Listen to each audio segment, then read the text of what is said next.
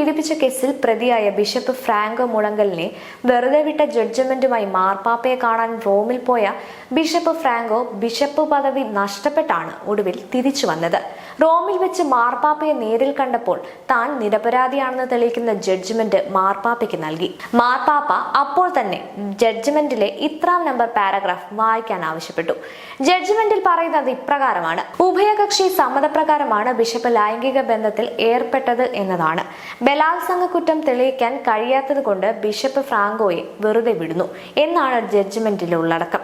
മാർപ്പാപ്പ അപ്പോൾ 3 ചോദ്യം മാത്രമേ ബിഷപ്പിനോട് ചോദിച്ചുള്ളൂ. കത്തോലിക്ക സഭയുടെ നിയമപ്രകാരം ബ്രഹ്മചാരി ആയിരിക്കണമെന്നത് നിങ്ങൾ ലംഘിച്ചില്ലേ? നിങ്ങളിപ്പോൾ ബ്രഹ്മചാരിയാണോ? നിങ്ങളുടെ ബ്രഹ്മചര്യം നഷ്ടപ്പെട്ടില്ലേ?